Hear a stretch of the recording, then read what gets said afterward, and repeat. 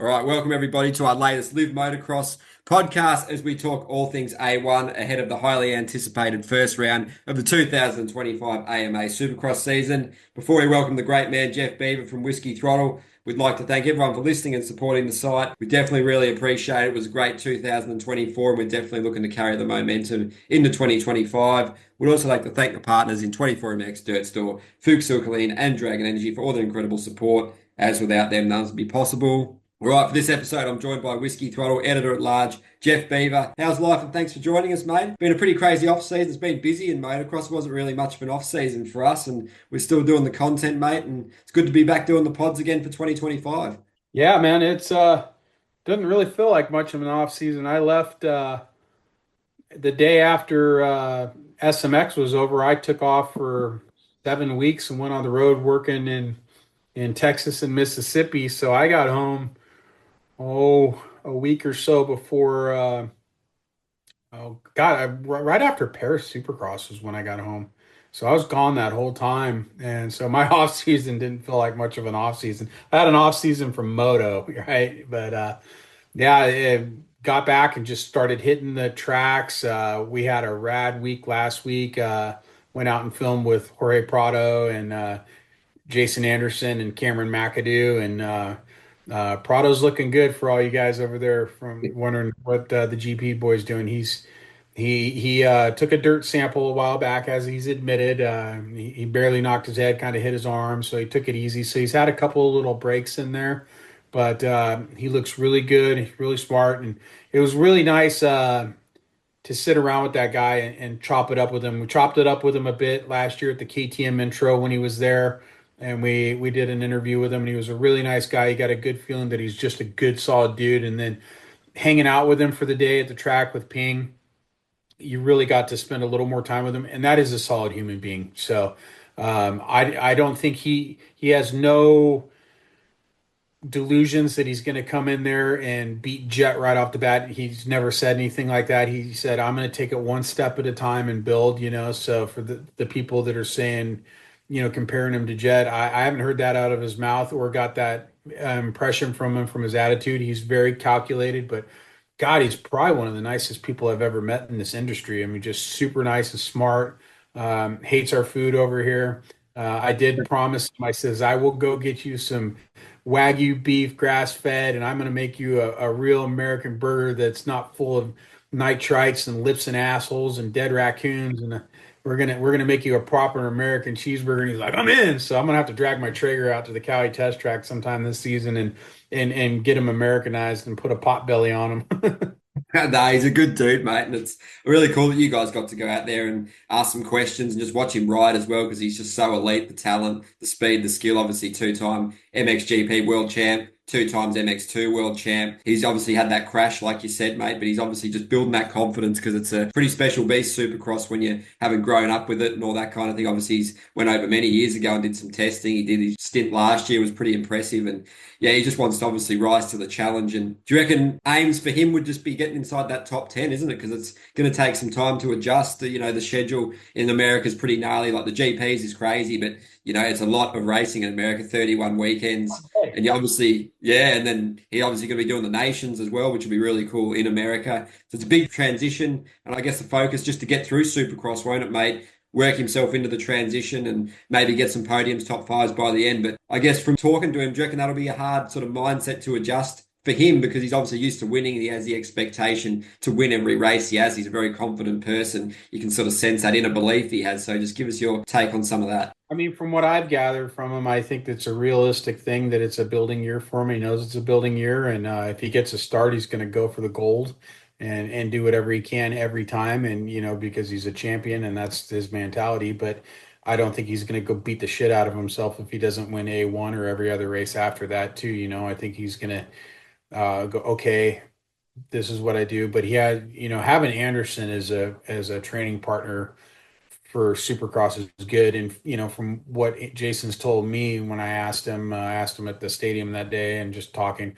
he digs Prado, and I think he likes having Prado around because Prado's so kind of just happy go lucky. So not I guess not happy go lucky, but he's so enthusiastic about racing Supercross. It's kind of breathing some life into the team and into Jason. I think Jason's one of those people that if there's negative energy around, he's probably like, I don't want to be around this crap. But if there's somebody who's like cool and is pumped up and fired up, then he's gonna be like, all right, man. Then he's gonna be pumped up and fire up, and both of them are ripping. And if anybody's wondering, Prado can ride whoops. So he was doing pretty good through him. Jason's always been a ripper through the whoops, but Prado's getting there. He was pretty I was pretty surprised at his whoop game for as little time as he's been over here. So but yeah, I think top 10 is easily attainable from a guy like that, even in a stacked field. And I couple top fives, and I wouldn't be surprised if there was a heat win again. And you never know, a guy like that could get a podium or a win. You can't count him out. I mean, he's a gamer. So Yeah, they're crazy. The skills and the way he adapted last year was a nice little precursor to this year to sort of show what he's capable of because guys that are just that elite and that precise and he's very accurate with everything he does and he's measured. He'll build into it, a bit like Hunter Lawrence in some ways. Just it takes a bit of time, but when they get there, they certainly get there. And I guess while you're on the topic of Anderson and Cowie, we may as well touch on him. You were there at the Feld Media Days. He looks kind of pumped, really motivated, refreshed. Obviously, a contract year for him as well, and he wants to stay in the game and stay with Cowie ideally. And he's definitely still got plenty to prove and achieve. I guess he knows where he needs to be, and he likes having riding partners to gauge against, doesn't he? You see, he had that stint at Club, and he hasn't had a win for over 2 years, so he's definitely ready for the challenge and look forward to some pretty big things for him, I think, don't you, mate? yeah, well, I mean, you look at last year, he was on a brand new bike. He had a brand new baby. So figuring out that brand new bike, probably hadn't slept in 6 months, right? Proper sleep. And now his kid's older, probably sleeping all night. You just look at him and you can just tell Jason's happy. When you see him at the track, he's like, hey, man, rolls up in his Prius and he's just smiling and waving. And it cracks me up, man. Everybody gets a Chevy truck over here, a Toyota Tacoma. Jason's like, nah, man, give me the Prius. I want something that's getting 60 miles a gallon, dude. That dude marches to the beat of his own drum, and I love it, dude. That dude does not give a shit, dude. He's pretty awesome.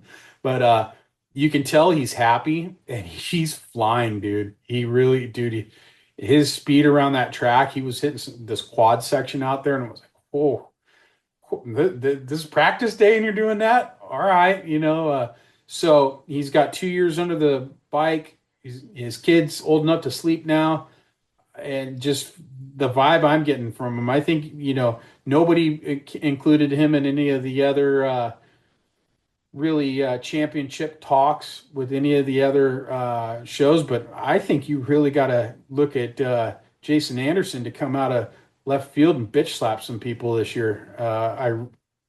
I wouldn't be surprised at all if he went on a tear and got some wins, dude. Shirt tail flapping and not giving a shit. I think you have to put him in the championship contention conversation dead serious this year. Yeah, mate, he's obviously a joy to watch. And, for the guys like him and Tomac, they have these really cool styles, a little bit unique. And, you want to see them, enjoy them while you can, because they might not have too many years left. Obviously, Tomac stated it'll be his last year, but someone like Anderson, hopefully get a few more years out of him for sure, because he seems up for the challenge. And you did touch on those Feld Media Days. Obviously, Whiskey Throttle were invited to them. So you showed up, and there were some really good questions and answers to be had from the riders, I guess, in an environment where you could get some really good sort of content from them because there wasn't a race to be had. It was sort of dedicated to that section where the media could ask questions and let the personality shine through. They're a little bit more open and talking about different topics. So tell us about the actual Feld Media Days and just about the Whiskey Throttle plans for the new year as well, because Ping's obviously done the Supercross preview with Johnson, and we had AP on that new Sideways podcast you're doing. So you're definitely ramping things up for the new year, aren't you? Oh yeah, man, she's got a hog, right? If you guys haven't check out the interview King did with AP. Yeah, if you didn't like Aaron blessing her before, you will after. But that's our new current writer format. Ping. If you watch the Whiskey Throttle show, it's a very serious, very long form look at the riders' careers, right? And so we wanted to do something with current racers and let Ping's alter ego, I call it David's alter ego is Ping, right? And I told him before he got on the show, I go, hey, he goes, what? I go, be Ping. And he kind of looked at me and go, be Ping. And he kind of smiled. And he was, just having fun, talking a little shit, and just stirring the pot a little bit. And him and I are both excellent at doing that. I think that's half the reason we get along, right? And so we got that new show, but yeah, Whiskey Throttle. We got a lot of plans this year. We picked up some good media partners, and we're all set and ready to go for Anaheim 1. And yeah, it's game on, motherfucker. And just give us a little bit on those Feld media days too. Your thoughts on that? Oh yeah, I guess I got all sideways and forgot about that. That's what I called it, sideways, right? No, Feld media. I thought that was cool as hell because they'd never done that before. One, not everybody got an invite to it, so we got invited along with Vital and Swap and Anton with course correction or whatever they call his new deal. Check out Anton's new page. It's what is it? Course heading. Course heading. Yeah, I call it course correction, being a smartass. But yeah, if you guys don't know, Michael Antonovich started his own page with it's called Course Correction. From what I've seen, there's some real good whatever it's called. Anyway, listen to whatever Ed said. But real like thought out All the stuff articles. the articles and yeah, and Anton's a real sharp guy. So check his stuff out, dude, because that I owe a lot to that guy from him what he showed me in this industry, and I would say give him a chance because he's probably one of the raddest dudes in moto media. So give him a chance. But guys like him, Swap Moto, Vital, forget that other dude from Australia who came over. Moto Online, Racer X. Yeah, Moto Online, of course, Racer X. If Racer X wasn't there, something's wrong. But we got included in that, so that was pretty epic for us to be a part of that, and it gave us a chance. These guys go along, and there's a bunch of stations set up where they go talk to Ricky and James and everybody, and then they go in there do their photo things, and they go do their stuff for St. Jude and all that. Well, they made a station for us to talk to him about, kind of the off season and stuff like that. And I posted a little bit of it the day of and the day after. And I've got it all just sitting on my phone waiting, filmed it with my iPhone. And I'm going to start dropping clips this week up to race day from probably, I think I got about 17 riders just, and the objective was just to kind of, for the media to kind of help build the storylines, so you can hear what the riders thinking and what they're thinking going into the season. That all plays in, and then we also had a lot of training. The sports betting's coming into Supercross, so we had to all get up to speed on that and what's going on, and it's cool because it's all legit. It's like going to what is that? I don't know, Barstool Sports. I'm not a online gambler, but like it's real legitimate in the United States.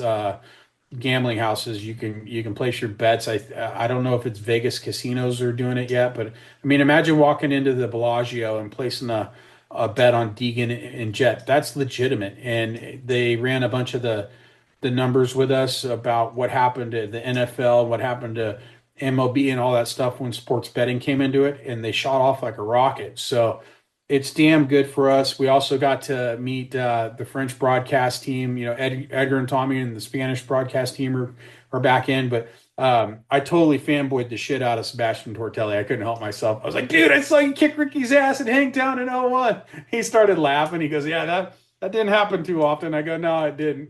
But I got to meet Sebastian Tortelli, so that was freaking rad. I fanboyed him. Sorry, dude. Sorry, Ping. But he was cool as hell. So there's going to be a French broadcast, and LeBig, he's over the moon. He was twinkle toeing it around the hallways. He was so happy to have a French broadcast team. That dude's a crack up. But when you've got sports betting coming into it, whether you like gambling or not, it's going to grow the sport. Period. And then having the Spanish broadcast team, the numbers were phenomenal with having those guys in there, and then having the French broadcast team. So it's really, really a good thing for the sport and media. Because when you get that bigger audience, that means more money coming in, more money comes, bigger contracts means more teams, more races.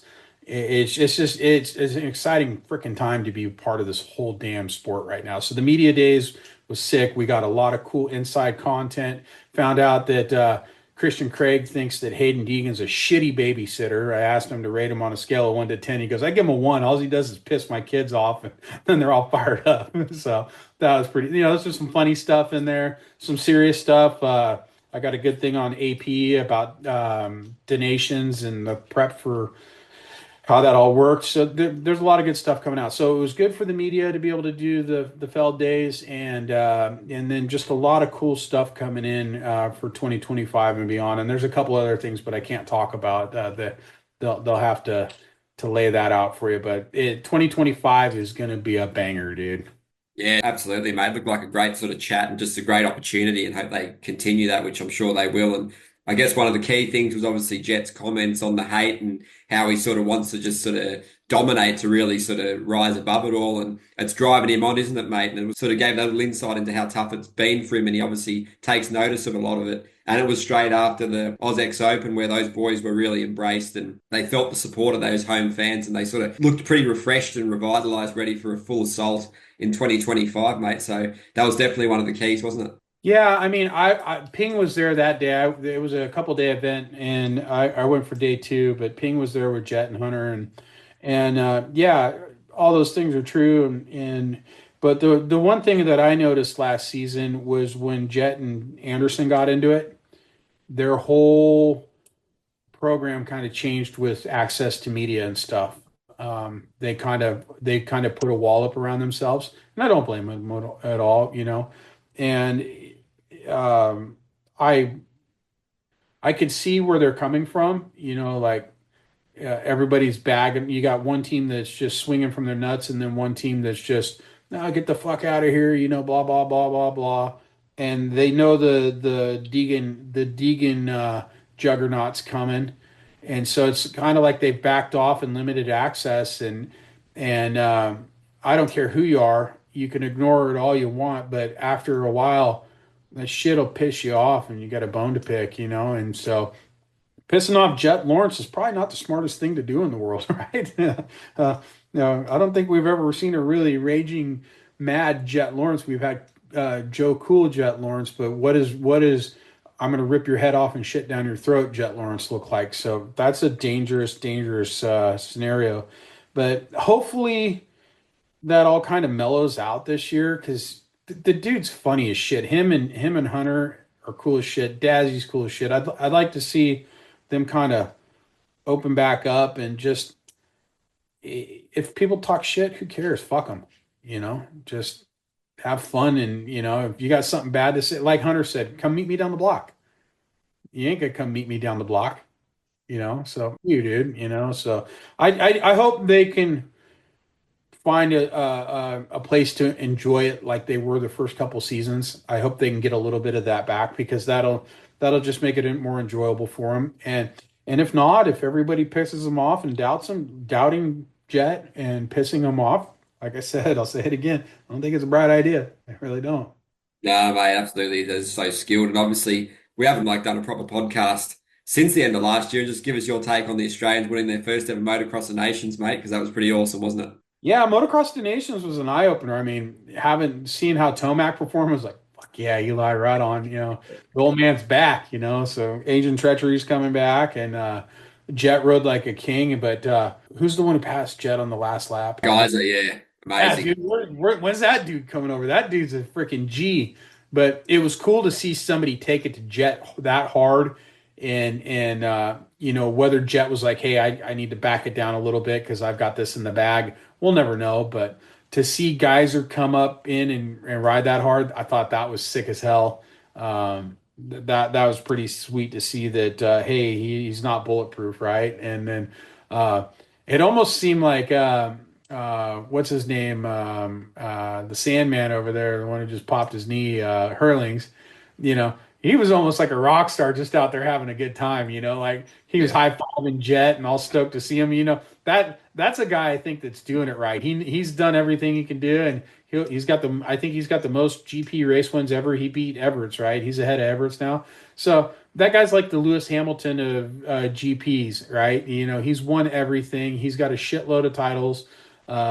He doesn't have the most titles, but he's got the most race wins, and he's still out there and competitive. And probably knows that he's coming to the twilight of his career and he's just partying, dude. He's having fun. So that was kind of cool to see that out of him in the GPs. And that's about all I really got out of that. And then Paris Supercross was sick. I was stoked for Cooper Webb to get in there, and he got a win. Shimoda got a win too, right? Didn't Yeah, he Shimoda? did, but I think Vial ended up winning it overall. Yeah, the overall. But just to see those Yeah. guys have some successes in the off season was super sick. And then obviously OzX, that was completely uncontroversial. Nothing controversial happened at OzX. I mean, that was a snoozer, especially leading up to it. But no, that was cool that OzX, that those guys got to go home, like you said, and be around their hometown fans. And there's probably a lot of homesickness in there, and to be able to go back to your home country is the baddest man on the planet on two wheels right now, and your brother is the second baddest man on the planet, on paper in the 450 class. That had to feel pretty freaking good, dude. So good on those guys. It was just a cool off season, and then Deegan, he got fixed, and he's he's up here stirring the pot. Yeah, I'm not gonna wait. Just gonna go to Anaheim, and he's coming in firing all eight, and I honestly think the 250 class is going to be more fire than the 450 class this year. I just You look at all the guys who are going to be in the 250 class and how wild the racing is going to be. I don't. You got to kind of call that the other premier class. It's not even though it's a regional championship. I mean, it's like we have three premier classes now: the East, the West, and the 450s. It's kind of mind-boggling, all this preseason stuff, getting ready for it. And another person from the off season, Justin Hill. Yeah. Everybody, oh, he got that podium when everybody was hurt. Yeah, there may be some truth to that. He was also eating In-N-Out burger and eating like dog shit and all that stuff. And this Justin Hill is on the program, and on a program he's never been on. And Jace did a real good podcast with him. I'm sure you guys have all heard it down there. Uh, this version of Hill is dangerous, and I've spent plenty of time at the test tracks with him this season. And Justin is flying. In fact, he owes me a new change of underwear. He was messing with me and came fly. I'm going to post it when we get off this podcast. But he saw me standing up at the outside of a bull turn, and he shot the bike straight at me like he was going to just weed me and kill himself. And then he just turned at the last second, and you can see him turn his head to me. The top of his head was off camera, but he's just laughing at me as he rolls down the backside. I'm like, "You son of a bitch!" I got to go change my underwear, but he's having fun and he's ripping, and it's a whole different Justin this year. So I'm really excited to see what he does. I hope he kind of hurts some feelings too, because that guy can ride a freaking. If your last name's Hill and you're riding a dirt bike, dude, you're pretty sick over here, dude. Yeah, absolutely. Yeah, it's going to be really cool to see what he does. The class is so stacked across all the divisions, mate. And I guess while we're still on that Lawrence topic a little bit, I guess they've obviously got the new bike and they had a little bit of time figuring that out at Paris. And there was a few issues there, especially for Hunter. But, they've had a busy off season too. SMX, Motocross the Nations, Paris, OzX. So they've obviously, the team will be doing the no stone unturned approach to find the solutions to a couple of those little issues and just get that consistency. But does that give a little bit of an edge to the rivals, some more confidence?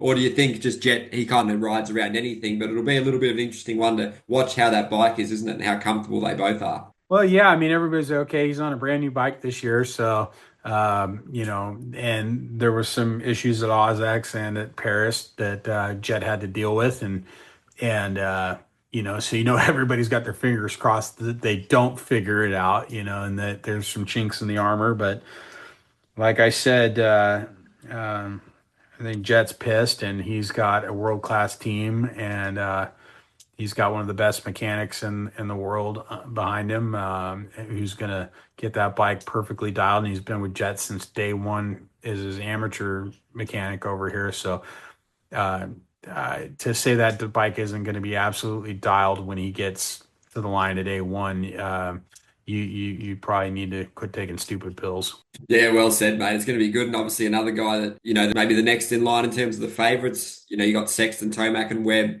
Cooper Webb, really interesting. Obviously that new fly deal, really cool. Spoken to Jason Thomas about that. And there's, a lot of work that goes into these things, and he's a great fit and the timing was perfect. So that'll be really cool for him as well. And It's going to be a big season on the horizon for him. You know, he's got the mentality to do it. You can never ever write him off. He showed that last year and over the course of his career, really. You know, won Paris. He had to hold off Jett at various times. He's got that really good racecraft, line selection. He doesn't mind doing some defensive riding, but you can't sort of deny the skill and the speed of the man as well, which sometimes gets overlooked in some ways. You know, hearing Lewis from Vital talking about that was a particularly good point that he made, that sometimes maybe people doubt his raw speed, but it's definitely there, mate. It's underrated aspect, and he's got a really good blend of attributes with the racecraft, the mental game, and everything in between, mate, isn't it? So I guess he'll judge that risk-reward balance at A1, but expect him to be up there come season's end. Yeah, like you said, he's really hard to beat after over 17 rounds. But one of the things the last couple of seasons he's been pretty quiet in the off season,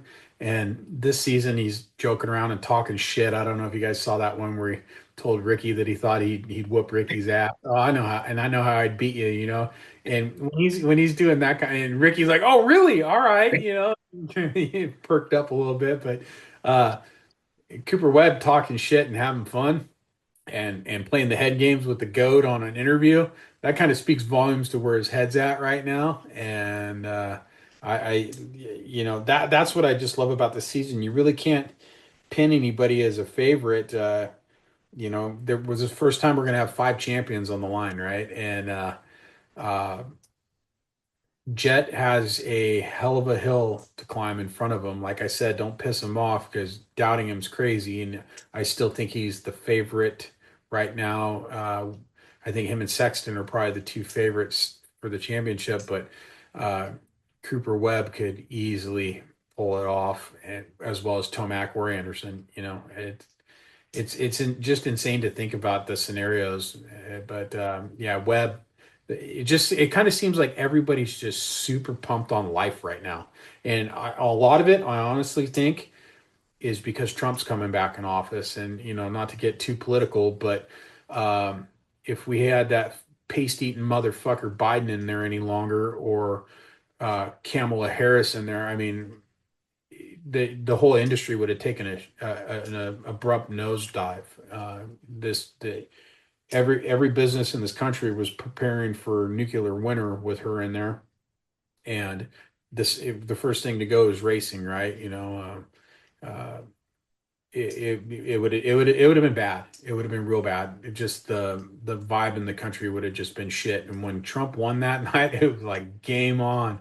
Let's go, right? And not that he's going to solve everything. People need to remember that, yeah, he's going to go in there and do some good, but if you don't go do good for yourself and the people around you, then you ain't shit, and you ain't going to have shit, and you're not going to see anything from it. There's just going to be processes in place that make opportunities shine, and the racing industry is going to do that. There's going to be more money. People are going to be freer with their checkbooks, and we know that business is going to be better under Trump. So it just seems like, it's no secret that the riders are, 99% of them are pro-America, pro-Trump, and it just seems like everybody's fired up and pumped about it. And I've just, I've been following the sport since I was a little kid, so 40 plus years, and I've never seen everybody so fired up and just stoked about a season coming in, right? So Definitely an outpouring of excitement at the news across the industry, really, for many ways, and you could see that. And it's really cool, that momentum into A1, mate. And then obviously a couple of weeks down the track, it'll be the official time for him to be introduced, won't it? yeah, so that's after I think he gets inaugurated it's on the 20th. So when's Anaheim 2? It's gonna be a So great A2, that'd be the 25th of January. A2 is 25th, so then it Yeah. would be right after San Diego, then Yeah. right after San Diego Supercross. So yeah, it's gonna be sick. Imagine if we could get Trump to come to like Texas Stadium for Supercross. That shit would be so lit. Get him there. Yeah, somebody needs to contact the PR department at the White House and say, "Hey, we need Trump in Supercross, dude. Just get him and have Deegan put him on the back of the bike and just ride down the start straight. No rollers, no nothing. Just ride Trump down the start straight on the back of Deegan's Yamaha. That would just break the internet, dude." Getting ceremony sorted. Yeah, I'd break my camera. I'd probably toss the thing 20 feet in the air. I'd be like, yes, that was, oh shit, there goes my camera. Oh well, it was worth it. But yeah, I think that has a lot to do with it. Just the vibe is just all time right now, and a lot of it has to do with we've just had 4 years of, longer than that, but the last 4 years have just sucked ass. I'm sure it sucked ass in other parts of the world, but in this country, it's just been biting your lip, and we've had enough of that bullshit, and it's time to do America type shit, and motocross and supercross is America type shit, and everybody's ready to go. Yeah, mate, absolutely. And I've done, podcasts with you and podcasts with a lot of riders and industry people. They've even said to me, like, to the listeners, I apologize. I'm American, but the state of my country is not how it should be at the moment. So don't hold that against me. So it sort of shows it in a lot of ways, doesn't it, mate? Yeah, I mean, hey, it doesn't matter. Love my country, fuck my government. That's the philosophy, Yeah. right? They're all a bunch of goddamn weasels, but if they were flying on a plane and that thing fell into the ocean, oh darn! I guess we'll have to go get some new scumbags. But um, it's just a damn good feeling knowing that this country should head in the right direction. And don't get it twisted. If that dude doesn't do what he said he was going to do, he's going to catch more hell than he could ever imagine from his own constituents. Because we've had enough of the bullshit everybody in America has, and the world has seen what happens when you piss off America bad enough. It's not a good thing. So fuck around and find out. But yeah, I'm kind of going down the rabbit hole now. We should probably get back to moto, but yeah, I don't know. It's a good thing to have everybody pumped up, fired up, stoked. Everybody knows that they can win the title at A1, so I'm pretty fired up on that one. No, it's really cool to hear insight on that, mate. And these podcasts are for going down the rabbit hole and just hearing, your perspective from being there and you're deep in the industry and just how they feel towards it's really cool stuff, mate. And I guess we touched on Sexton before, but year two on the KTM, obviously the first year, full of ups and downs. Obviously, outdoor champ was amazing in that series. The SMX didn't quite go to plan. Obviously, the bike issues held him back, especially in Supercross last year. So it'd be really interesting to see how he goes, mate. I guess he's got the raw pace. Hopefully, he gets back to those Honda days where he's just ripping hole shots and checking out. Hopefully, minus the crashing. But how does he approach it, mate? The KTM situation in the background, obviously, things aren't too rosy there, but there's no doubting that he can do it all. He's technically supreme. He's such a bulldog. He's a strong human. He can do what he wants with the bike. His preparation's absolutely dialed. He's training like an animal, and he's one of those guys that's got a lot of room for improvement. So that's a scary thing, especially if you can get those starts right, mate. Because if he can get the bike and he's not in his head like he was last year, he's going to be a force to be reckoned with. Yeah, I mean, and he's had a lot of bullshit he had to deal with last year. We know that bike is capable. I mean, he ripped the most epic hole shot of all time in Supercross last year. I think that was at what, Anaheim 2, when he just perfectly timed that gate and smoked everybody. So the bike and him, they're capable. And he said at the media days that he's feeling it. He's feeling good, and you know if anybody's caught a lot of shit and not whined about it, it's Chase Sexton. You never hear him whine about, when people would bust his balls about tucking the front end. He never whined about it. He was never a pussy about it. He just not and anybody who thinks that I'm calling Jett or them a pussy or that they were whining about the hate. I'm not. But what I'm saying is Chase caught a lot of shit uh, for tucking the front end, and he wasn't a crybaby and didn't bitch, didn't moan. He just kind of said, "Hey, I got problems with the bike," but he's kind of real stoic about the way he handles his business, and he's just like, kind of, whatever, man. I'll show you when we get to the line, and that's why I put him as right there with Jett as the favorite. I think it's his time to shine. I think if anybody's got as much speed as Jett on a dirt bike, it's Chase, and I think he's probably got that bike dialed in. The $64,000 question is, what's happening with KTM? Is KTM gonna be insolvent by the end of the year? I know the race teams out of Switzerland, and they got all their money impounded, but I don't know how all that works. It's just how do you put that out of your head? How do you put that out of your head and go racing when you're worried about the race team or the whole company going tits up, right? And then if they do part it out and they sell it to China or India, who the fuck wants to ride a bike that's produced in China or India? You really gonna trust that? going over Larocco's leap that you got this Chinesian piston in your bike and you're wide open 120 feet in the air. Oopsies! And you do a face plant and you hit the ground like Wile E. Coyote, and when you stop, the headstone pops up, right? Fuck that. I'd be looking for a way out. So be real interesting to see what happens with KTM and Chase. But I think you're going to see if anybody's quietly mad and ready to cram it down people's throats for talking shit, I would think it's probably Chase. I think Yeah, he's he's the one. definitely He's got the bone to pick. Yeah, he's definitely a warrior, and he gets a lot of unwarranted criticism as well in some ways, a bit like Hunter Lawrence. It seems to be like a sort of just an unjustified level of hate towards some of those guys, mate. So it's an interesting Well, one to follow, isn't it? well, that's the one thing that pisses me off about sports and uh, just everybody in the world and social media as a whole. Everybody was swinging from Chase Sexton's nutsack in 2023. What was 23 when him and Tomac were going head to head in outdoors, right? No, he was the darling child. He couldn't put a wheel wrong. His technique was so perfect. And then last year, Jett was the golden boy, and him and his donuts were gonna save world. It was like Bill and Ted's Excellent Adventure. Playing music was gonna save the world and the universe, and Jett's riding a dirt bike and donuts were gonna save the universe. And now, screw him. He's an Aussie. Blah blah blah. It's just what you're the darling for so long, and then everybody's like, yeah, and they take a shit and flush you down the toilet and on to the next thing, right? So it's very cyclical in that. Is Deegan the next one? Is Deegan the next one that everybody's swinging from his nutsack right now, and then next year they're all going to hate Deegan and call him every name under the book because he shoots an AR-15 and has American flag and he's pro-America Billy Badass, right? Okay, shut up. It's cyclical like that, and so it's no wonder those guys get sick of that shit and kind of flip everybody the bird, metaphorically.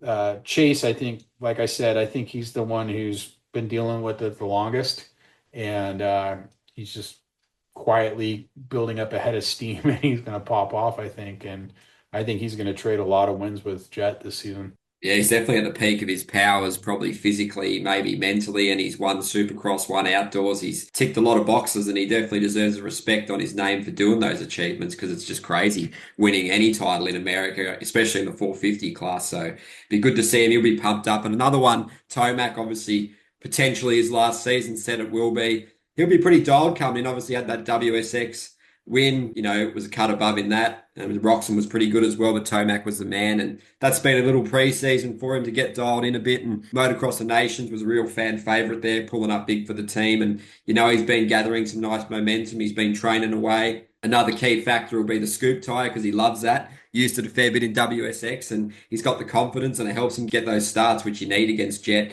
and those Hondas, which, last year they sort of just were dominant out of the gate, mate. So you love watching Tomac, and like we said, he's got that really cool aggressive style, hard on the bike. As Jay says, almost like a single-use 450 with Eli, mate. But, he has what it takes, or he wouldn't be racing again. So he's got to be up there as another contender, doesn't it, mate? For the last time round, potentially, he'll be going hard. I don't know any American out there who doesn't want to see Eli Tomac win the championship this year. I mean, just as an American, you want to see a guy like that, just the strong, silent type, always just put his best foot forward and kicked everybody's ass. And I think we want to see one more round of beast mode because we all know now that this is it.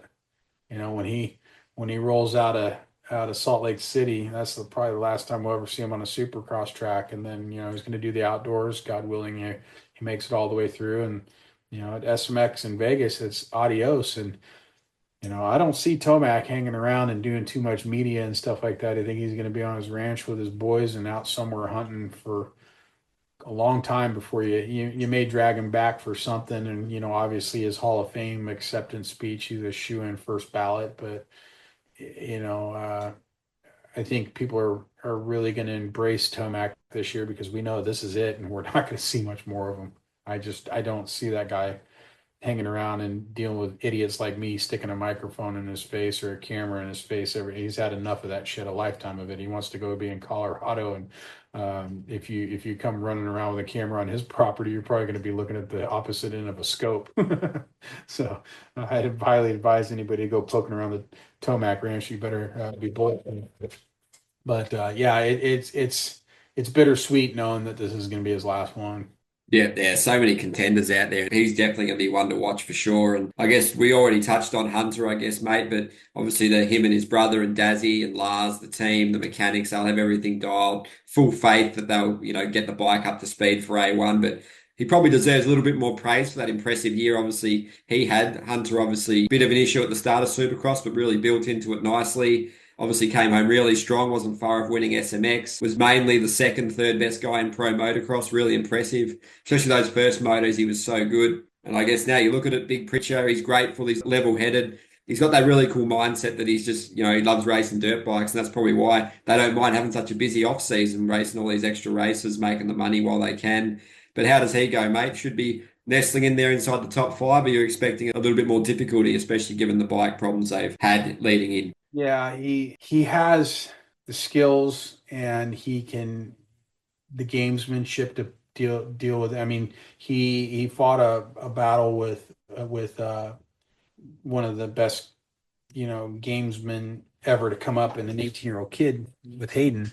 So we know that he's got mental fortitude, right? And his bike skills just, he's like a quarter tick off of Jett, and um,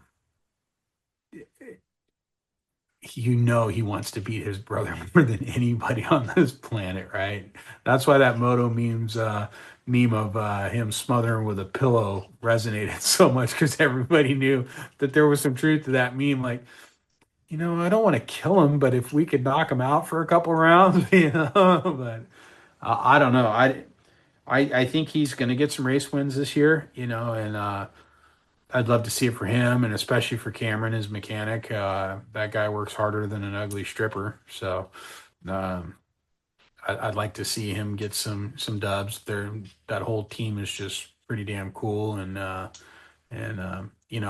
hate to use the word deserve, but I think those boys deserve on that side of the team to have some W's over there. Yeah, it's going to be good to see them all watching it out. And I guess we could probably just mainly talk about the 250 class. We touched on a little bit on the 250, but the 450 is a stack. I guess the Baker's Factory lads, mate, Barsha, AP, and Mookie, they'll be all putting in the work, and the prep on and off the bike will be absolutely exceptional.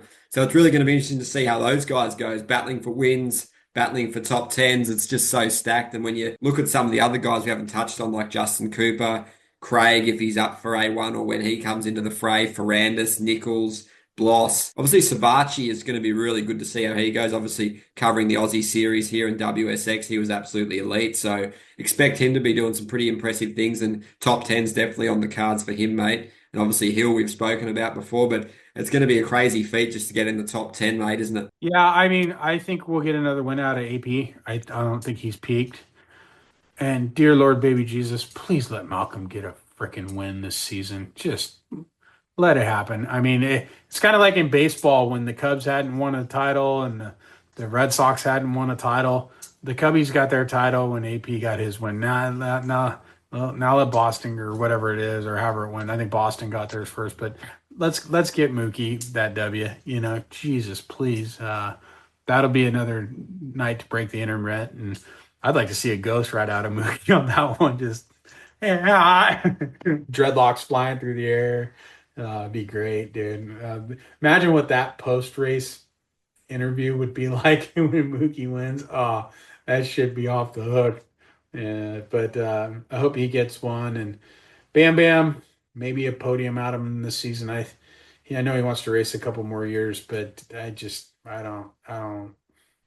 I think his ship's setting sail. Roxanne, he maybe has uh, another win in him or something. He's crafty. But yeah, I think he's still got it in the tank to squeak a win out. You can never count that guy out as long as he's in. But Justin Cooper. Cooper, I think, is a podium guy this year. I think he's gonna be on the podium 3, 4 times. I think that's where he's at in Supercross outdoors. I think you really got to put him up there for a win, possibly. And So. also Bloss and Oldenburg on the beta, mate. What are your thoughts on that?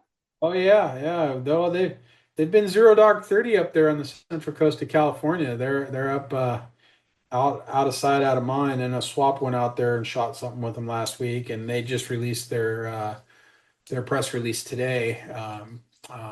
Where our good buddy Nina is now the PR lady up there at Beta. So expect to see some really good content from Beta, from the races and stuff like that. She'll be doing her stuff there, and that chick's cool. Grant Harlan, he's a privateer guy. He's riding pretty damn good, and he's coming in. He didn't come into Supercross last year until I think it was Dallas. So he's coming in with a full head of steam, feeling good, and he's been riding with the Beta boys. But don't know much about Oldenburg status, but Benny, he had a Roxon type arm injury, 75 surgeries, uh, prostate exam or two thrown in there probably for good measure. But Benny's riding real well, and I think Davey's coaching him on the bike. And Davey's damn good at what he does. So I would love to see some top fives out of Blows. Or could you imagine if Beta got to be the first guy to get a Beta podium? And Benny's a cool dude, and he's pretty fast, and nobody's heard shit from Beta since they left Supercross last year. So what's that bike like now? You know, they've had what, fucking 6 or 7 months just to go into the lab and cook up a race winning machine. What have they got going on? So that's exciting. To think about guys like that. And uh, what's coming in next year. I wish Triumph would have had their 450 this year, but I guess that didn't work out for the homologation. But now Coker's over there, so what's going to happen with that guy when he gets firing off. I think that guy knows a thing or two about winning a title. So like I said, just everything's sick right now, dude. But yeah, Beta is the dark horse. They don't get a lot of attention, but they've got some good media people in there now, and you're going to start seeing a lot more and hearing a lot more about Beta. And then next year, it's going to think about next year. I'm saying that's going to be with Ducati and Triumph and Beta in there. I mean, it's going to be ridiculous. If Roxon walks away from the Suzuki, we won't see too many yellow bikes. Maybe somebody will pick up the color yellow. Maybe Triumph will go yellow or something. But other than Suzuki just refusing to play ball, the it's just sick how many teams are in the sport. It's freaking rad. Yeah, it's really cool, mate. There's going to be lots of good storylines to follow, and it's that sort of period where that's the calm before the storm. And before I let you go, Matt, I guess we'll touch on some 250. Obviously, Deegan, West, and we just heard the announcement that Faulkner and Smith will be on the West for Triumph. And those guys are so fast; they'll be up there in those podiums, battling for wins. So it's looking as a pretty good coast, that West one, to start things off, isn't it? Dude, it's gonna be insane, dude. It's like gonna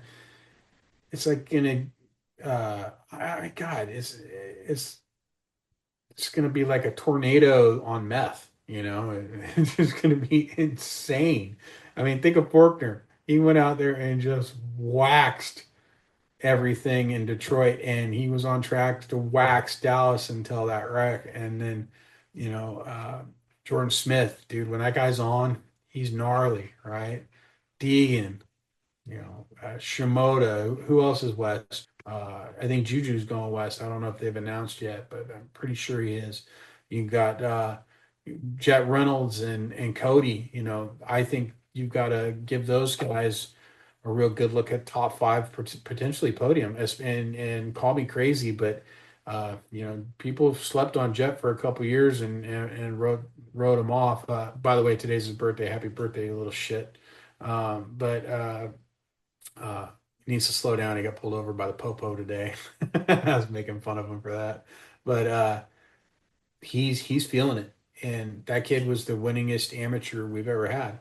more than Bubba, more than Alessi, and the dude knows how to win and knows how to ride, and he got a little even just getting that LCQ win in Texas, man. That just I know that sparks things in guys like that, and so if he gets a taste of that top five, I think he's got it in him. And Cody, he can ride like a son of a bitch. I wish for God if we could get McElrath back on a Star 250. Somebody needs to write a letter, Yeah. strongly worded letter to the AMA. Let McElrath back on a 250. You guys can keep Savacci on your 450. We love but the universe would be all well with. Could you imagine McElrath back on a Star 250 right now after Yeah. what he did in Australia? Oh, dude, it'd be just in the world. Oh, it'd be gravy. But yeah, West is just going to be. Sorry, I'm rambling on. But West is just going to be sick, and that's why I think I said it off camera that it's a premier class. I mean, it's three premier classes at this point, dude. Yeah, they may only be what 9 rounds or whatever for the regionals, but they're fucking premier classes, dude. You talk to anybody, it'd be hard pressed to find somebody who's not more pumped for the 250 class than the 450 right now. You know what I mean? I know as a fan when I watch, I get fired up on the 250s more than I do anything, because you just don't know what's going to happen. You know, Yeah. Deegan's going to come balls out, oh wait, that's McAdoo. He's going to be flying. McAdoo, we don't know. The only thing we don't know is where the PC guys are going. Mitch just he'll let us know when he's good and goddamn ready, and if you don't like it, you can kiss his ass. That's how it works over there. But McAdoo, he was flying at the track the other day when we were out there. He was getting it. He was getting it. He looks happy. He's got some pretty cool 90s style merch out right now that I dug. It was like the 95 Cowie kind of look. So check out his merch on his page. He's got some cool stuff out. Seth Hamaker, he's back. He's got real good off season, and he moved down to Florida. Him and Jacob had enough hanging out in Southern California with us shitheads, and they moved down to Florida. But they're training at the dog pound with Hunter and Jett. You don't think some of that's rubbing off on on my boy down there, and he can ride a Supercross. He was the rookie of the year back in 21. He was the rookie of the year. He got his win, and then he's been hurt ever since. But Seth can absolutely fly in his point and shoot style. So I think you got to put him in there. I for some reason just get a feeling he's going to go east. I think you're going to have McAdoo and probably Kitchen going west. yeah, I think you're gonna have McAdoo and Kitchen on the west, and then you're gonna. If I was a bet man, I think it would be McAdoo and Levi on the west, and you're gonna have Seth and what's his name? Masterpool.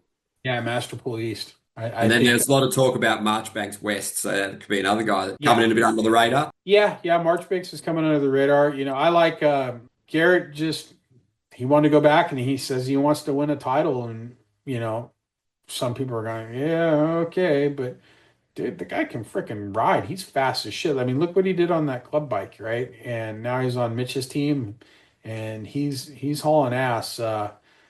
You can't count Garrett out for race wins and craftiness, and you're not going to push that kid around on a track. I mean, he's every bit of 180 pounds getting on that bike. So good luck knocking him out of the way. You're probably going to hit him and bounce off. It's like shooting a battleship with a BB gun, right?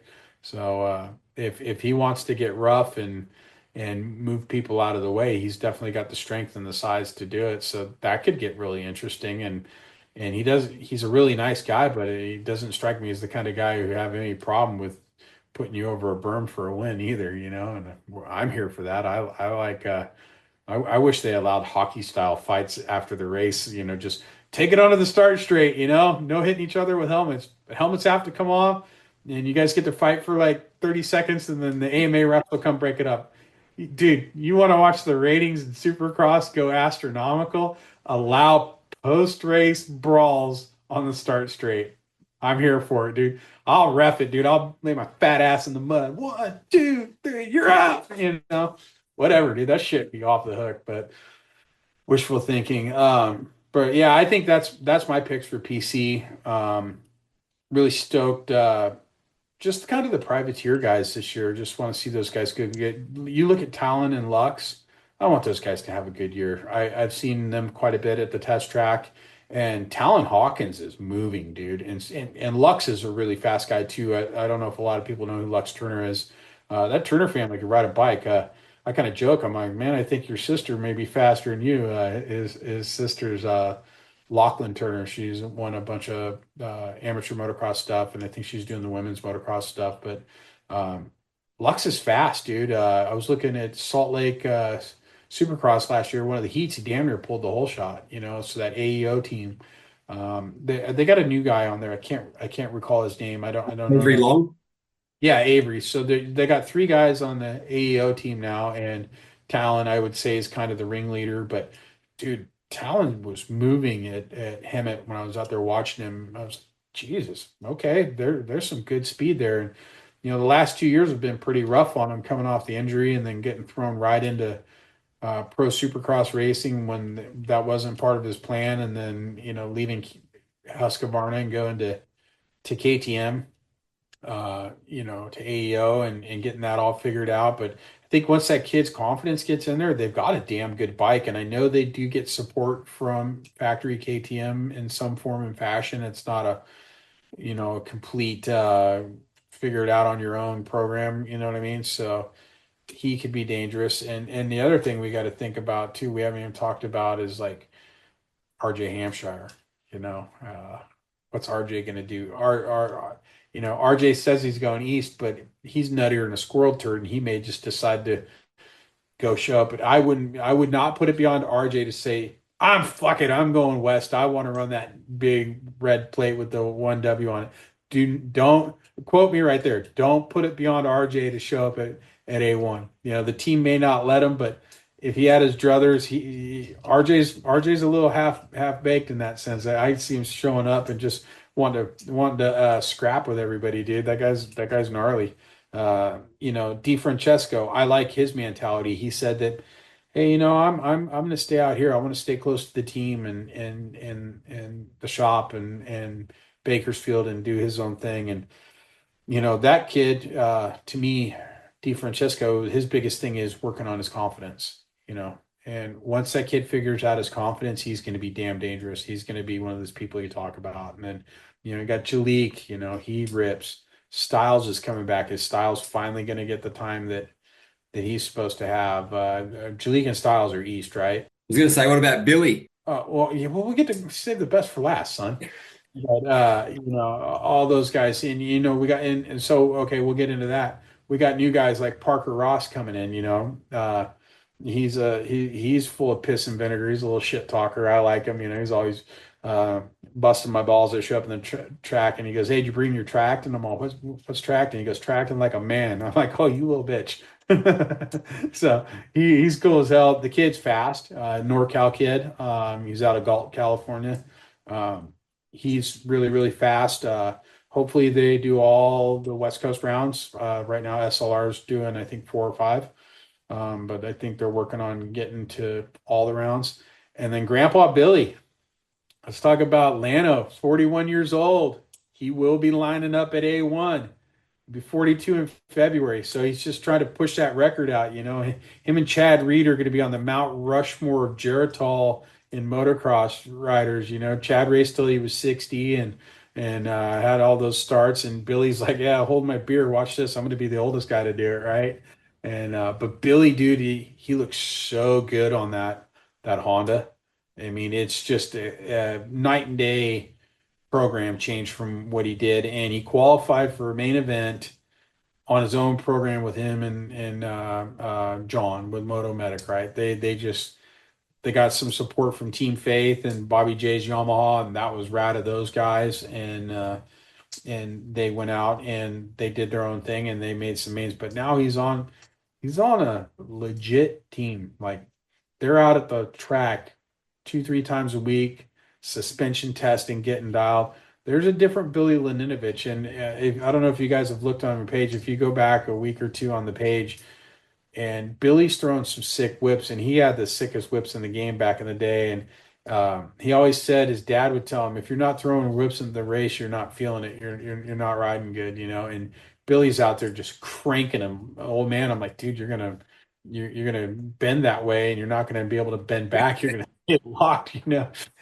You better take plenty of Geritol and the heat pack to the track with you, son.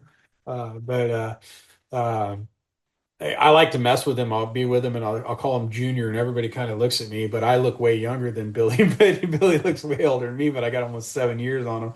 But dude, he's so fun to be around, you know. And I've probably overcooked him playing him on social media, but I don't give a shit, dude. That's my boy, dude. That dude's the coolest, nicest dude ever, and just the blue collar badass, dude. You know, he to say, you know what, I'm gonna go racing again and do what he's done is, to me, I'm just all about that. I just think that's just some America type shit right there, and I'm here for it. So for those of you who think that I've overcooked Billy, kiss my ass. I don't care.